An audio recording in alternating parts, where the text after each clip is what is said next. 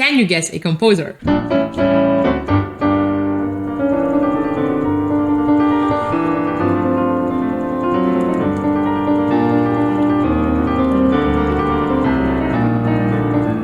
Welcome back to PianoBuffs 24 Days Scales Challenge. Today we are about to learn G minor, one of the last keys in the circle of fifths. So in this video, I will show you how to play harmonic and melodic scales. We will also practice the scale playing in tenths. I will warm up using a Hanon exercise. I will also play dominant chord and also an interesting inversion of the diminished chord.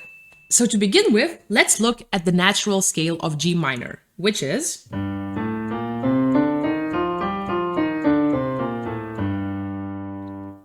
we are using B flat and E flat.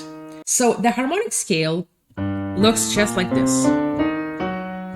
We always have to alter the 7th degree of the scale, which is in this case F natural, and we add F sharp.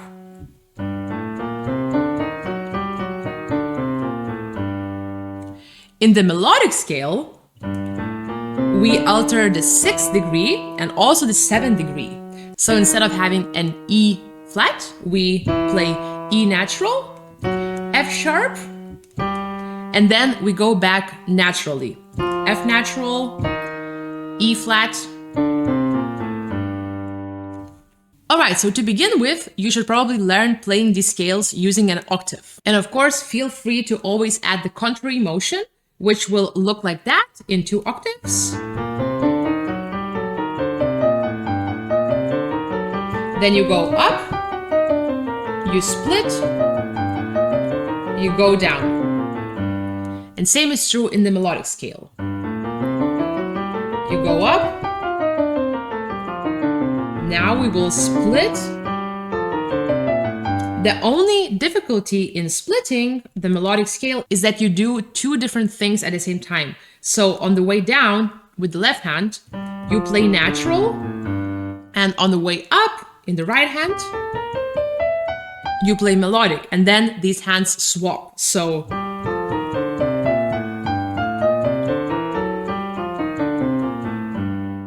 this is how you can practice these scales using an octave. So in order to practice in tenths, you have to move your right hand to the 3rd of the scale. So this is G, A, B flat.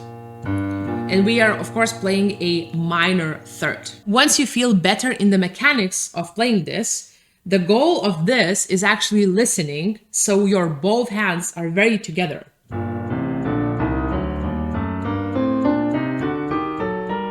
Let's add the contrary motion.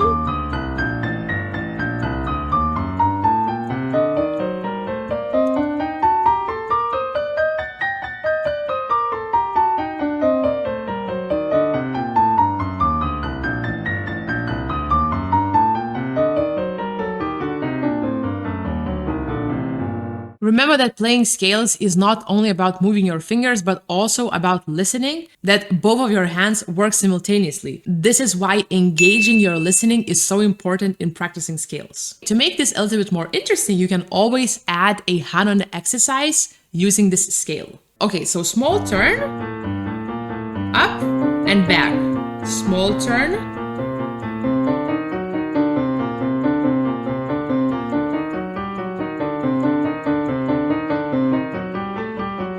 and this will be extremely useful for your left hand for this position. And then you will have the same feeling in the right hand.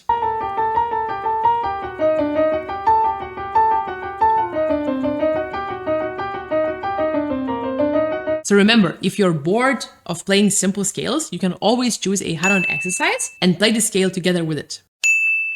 So in order to find your dominant chord, you always have to go to the 5th degree of the scale. You probably know that every scale has 7 degrees. 1st, 2nd, 3rd, 4th, 5th, 6th, 7th, and then 1st again. So to locate our dominant chord, we go to the 5th degree. And we get a dominant chord. And to begin with, let's play this adding an octave. So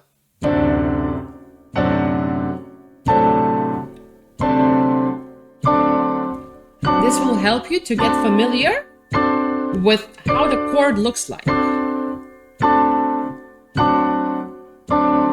So you might not know, but the dominant chord is actually a major triad with added minor seventh. So if the chords with octaves are too big for you, you can always choose a smaller version using only 4 notes instead of 5.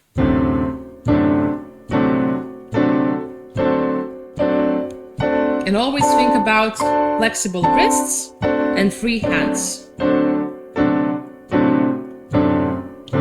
And avoid lifting your shoulders and locking your elbows close to your body.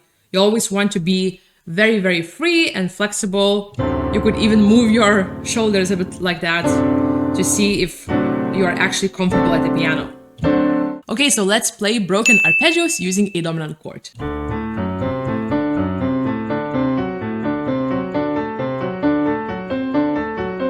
So when you play this dominant chord, try not to move too much inside and outside of the keyboard.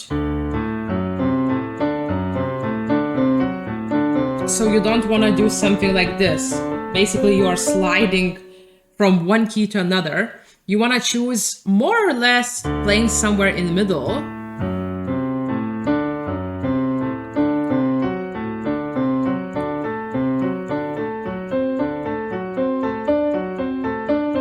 Because remember, every unnecessary movement in piano playing actually reduces your speed. This exercise is excellent for expansion of your hand because the splits are quite far away from each other, and this is why you have to reach for the notes. But avoid only using your fingers. So you don't want to focus only on stretching your fingers and kind of isolating your hand. You always want to also include the rotation movement and of course, flexible wrists. This will help you a lot. And then when you play fast, these movements should be very small, but they still should be included in your practice. Alright, so now let's locate our diminished chord in G minor. We always have to look into the 7th degree of the scale. Okay, so this is our scale, G minor, minor triad, and this is our 7th degree.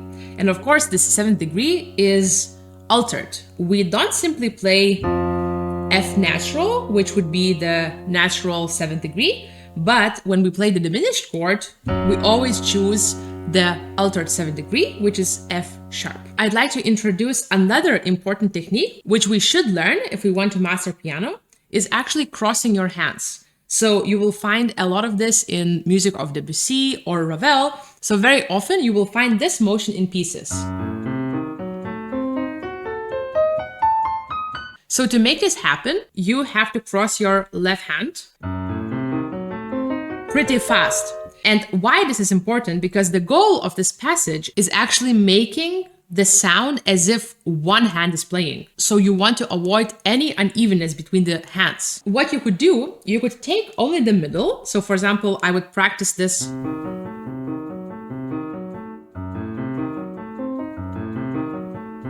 Focus on the connection bit. And here, for example, you will practice. And let's try.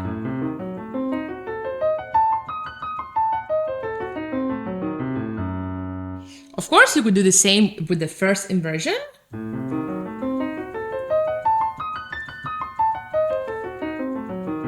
So what I do, I add the top note with my third finger. So avoid lifting your hands too high, like this, because you will lose time. You could also swap which hand goes on top and which hand goes to the bottom. So, for example, now I was doing this, and I could choose to do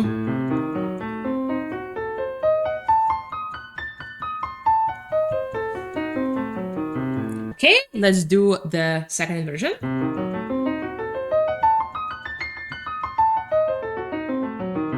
And third inversion.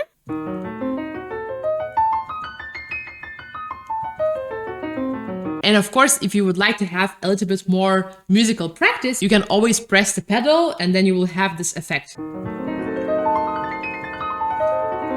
But be careful practicing with the pedal, especially scales, because if you put pedal on every single thing you practice in scales, you will see that pedal actually helps to cover a lot of unevenness and imperfections, and you basically don't really hear where the problems are.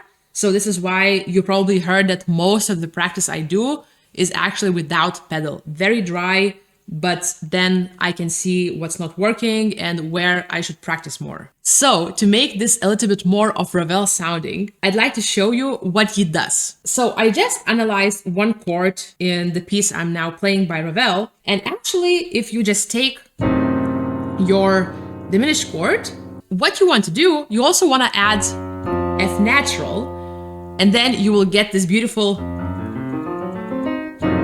very kind of dreamy and mysterious sound, which actually Ravel likes to use a lot.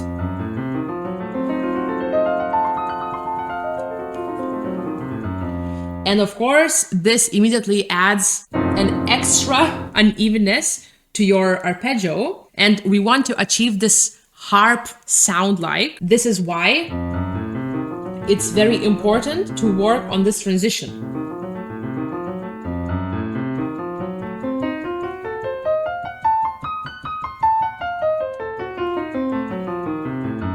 And of course, if we add a little bit of pedal,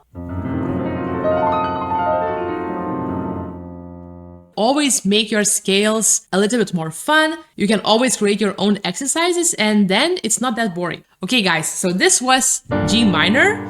For me, this key sounds very, very powerful. I hope you found useful information in this video. If you enjoy our content, please consider subscribing to our channel and leave us a comment about any exercises you would like us to do. Or if you tried any of my suggested exercises, let me know if they worked. And if you're curious to find out more about what we do, you can join our Patreon. You will find a link down there in the description. Thank you so much for joining me today and happy practicing.